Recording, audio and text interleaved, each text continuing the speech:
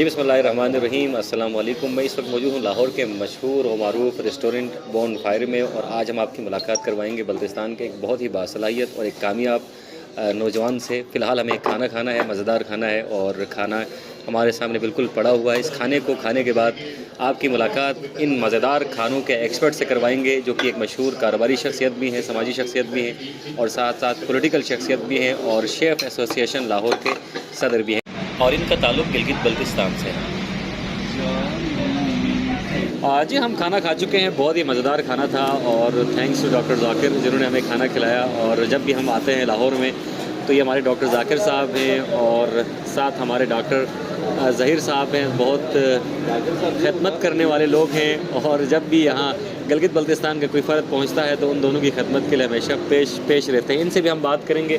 فی الحال آج ہم نے بات کرنی ہے انور صاحب سے، جو کہ ایک مشہور شیف ہیں۔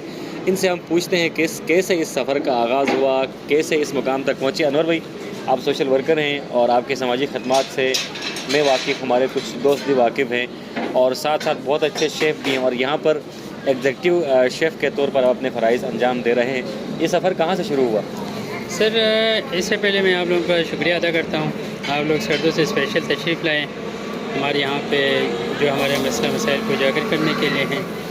تو سر، میں جب آپ کو کہتے چلوں تو ہمارے یہاں گلگت بلتستان میں جو ہے نا، ایک تو ایجوکیشن کی بہت ہی جو ہے نا سہولیات نہیں ہیں، تو اس وجہ سے لوگ پڑھائی جو چھوڑتے ہیں، جن کے پاس پڑھائی لکھائی نہیں ہوتے ہیں، وہ پھر لاہور پنڈی کو نکلتے ہیں، تو پھر یہ ڈش واشی لینڈ سے پہ چلنا پڑتا ہے۔ وہاں پہ جب ہم نے شروع کیا تھا، وہاں پہ ہمیں 700 روپے سیلری تھا، اور 2 سال ہمیں جو ہے نا ڈش واشی کی بہت مشکل ترین جو ہے نا کام سے گزرنا پڑا۔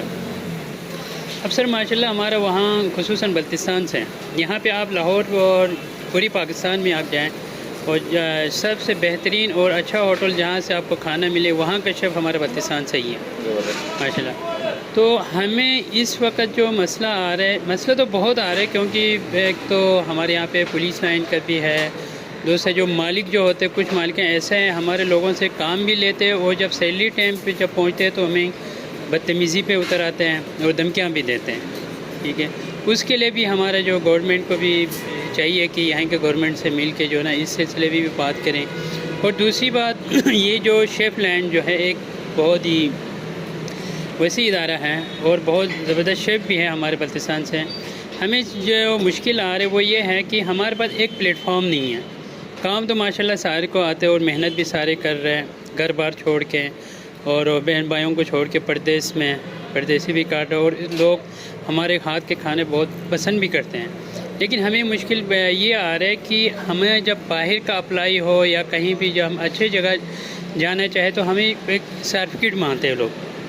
تو ہمارے گلگت بلتستان والوں کو سب سے زیادہ جو مشکلات جو ہیں وہ یہ آ رہے ہیں۔ تو ہمارے جو چیف ابھی جو منسٹر صاحب آیا ہوا ہے، راجہ ناصر صاحب لاہور کے دورے پہ ہے، تاکہ اخنزادہ صاحب آیا ہوا ہے، تو ان کو چاہیے کہ ہمارا کردوں میں ہو، خپلوں میں ہو، جہاں پہ بھی ہو، ایک جس طرح یہاں لاہور میں گوتم چل رہا ہے، ٹھیک ہے، وہ اتنا پیسے لے کے گوتم پہ وہ پڑھائی کے حساب سے جس طرح کہ کالج اسکول میں جو پڑھاتے اسی طرح پڑھا کے چلا رہے ہیں۔ ہم پریکٹیکل بھی لوگوں کو ٹرین کر سکتے ہیں کہ اپنے لوگوں کے ہاتھ میں اتنا ماشاءاللہ ہنر ہے، ٹھیک ہے، وہ ضائع ہو رہے ہیں۔ ضائع اس لیے ہو رہے ہیں، وہاں پہ ہمارے اسکول کوئی سسٹم نہیں ہے، کوئی ایسا ٹریننگ سینٹر نہیں ہے، تو وہاں سے جو بھی بیچارے یہاں پہ آتے ہیں ان کو مشکل سے مشکل دور سے جو ہے نا گزرنا پڑتا ہے۔ لوگوں کی، مالکوں کی نخرے، کوکوں کی نخرے، مطلب 100 مسئلے ہوتے ہیں۔ اگر وہاں پہ سکول آپ کو کوئی سہولیات دیں تو اس میں یہ ہوگا کم از کم وہاں سے کوئی غریب آتے ہیں، کوئی رزق کے لیے یہاں پہ نکلے گا، اس کرتو اور وہاں سے اپنے علاقے سے یہ کام سیکھ کے نکل سکتے ہیں۔ تو اس کے لیے آنے والے جو جگہوں پہ جو ہے نا ٹینشن نہیں ہوگا، ان کو جو ہے نا بےعزتی سے بھی بچ جائیں گے۔ ورنہ ہمیں کچھ ایسے بھی ادارے ہیں، ایسے بھی ہوٹل والے ہیں، وہ ہمیں انسان ہی نہیں سمجھتے ہیں۔ وہ کیوں؟ اسی لیے ہمارے لوگ شریف ہیں، ٹھیک ہے، محنت کرتے ہیں، اور ان کو جتنا بھی یہ لوگ امیر بنے ہیں، کما رہے، تو ہماری وجہ سے ایک تو دینے والا تو وہ ذات ہیں، لیکن محنت ہمارے علاقے والے کرتے ہیں، ہمارے بلتستان کے لوگ محنت کرتے ہیں، ٹھیک ہے۔ اس کے لیے ہمارے وہاں پہ ایک پلیٹ فارم ہونا چاہیے کہ شیف کروس کریں، وہاں سے جو بھی نکلے کچھ نہ کچھ وہاں سے جو ہے نا گھر بیٹھ کے سیکھ کے نکل سکیں۔ جی آپ نے بہت تفصیل سے گفتگو کی ہے. ایک ڈش واشر کی حیثیت سے آپ نے اپنے کام کا آغاز کیا اور آج ایک بڑے ادارے میں آپ اہم عہدے پر کام بھی کر رہے ہیں. مجھے ذرا اس کے اسکوپ کے بارے میں ذرا بتائیے گا. بہت سارے لوگ ہیں جو اسٹوڈنٹس ہیں خاص طور پر انجینئر بننے اور ڈاکٹر بننے کی دوڑ لگی ہوتی ہے. انہیں لگتا ہے کہ صرف انہی 2 شعبوں میں پیسہ ہے, اس کے علاوہ باقی تمام شعبوں میں کچھ بھی نہیں رکھا. آپ مجھے ذرا بتائیں ایک بندہ شیف بن کر کیا باعزت روزگار کما سکتا ہے, کیا باعزت آمدن کما سکتا ہے. آمدن کے ذرائع کے بارے میں ذرا بتائیے گا کہ اگر ایک بندہ شیف بنتا ہے, پروفیشنلی پڑھ کر آتا ہے, ٹرین ہو کر آتا ہے, تو کتنا ایک کما سکتا ہے. سر اس میں یہ بھی ہے کہ لوگ یہی سوچتے ہیں کہ چلو جی میں نے انجینئرنگ لائن میں گیا تو میں نے صرف انجینئر ہی بننا ہے. نہیں, لیکن جو پڑھے لکھے لوگوں کے لیے یہ زیادہ آسانی ہے.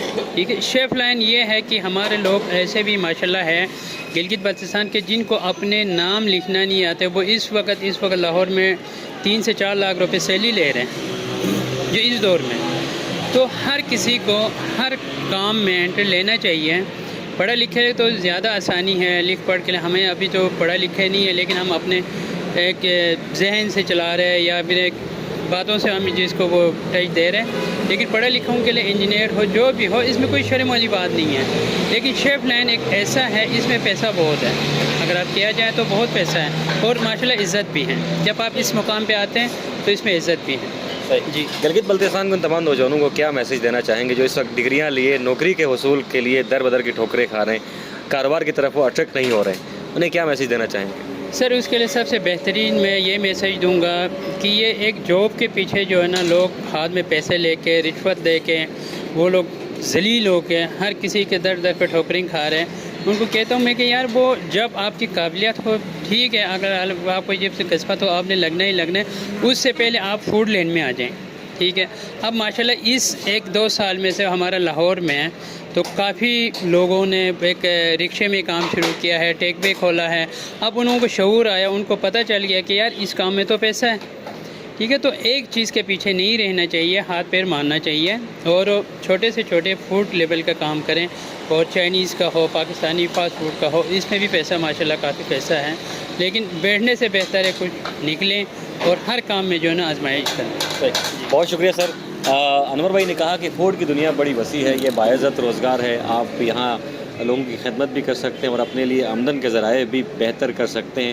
انور بھائی ایسے نوجوانوں کی ایک بڑی تعداد لاہور اور کراچی اور دیگر بڑے شہروں میں ایک کامیاب فرد کے طور پر زندگی گزار رہی ہیں. انور بھائی کا شمار بھی کامیاب افراد میں ہوتا ہے جنہوں نے ایک چھوٹے پیمانے پر اپنے کام کا آغاز کیا اور آج ایک بڑے ریسٹورنٹ میں بحیثیت ایگزیکٹو شیف اپنی خدمات سر انجام دے رہے ہیں. اگر آپ پڑھے لکھے ہیں تو یہ نہ سمجھیں کہ آپ کو صرف نوکری ملنے والی ہے, چونکہ ہر کسی کو نوکری ملنا ممکن نہیں ہے. آپ ایک کام کا آغاز کریں, بھلے وہ کام چھوٹا ہو, اور چھوٹے کاموں سے ہی بڑے کاموں کا آغاز ہوتا ہے. پروگرام کے میزبان محمد علی انجم, پروڈیوسر ذیشان مہدی اور معاون جناب قاسم بٹ صاحب کے ساتھ اجازت دیجیے. اللہ حافظ.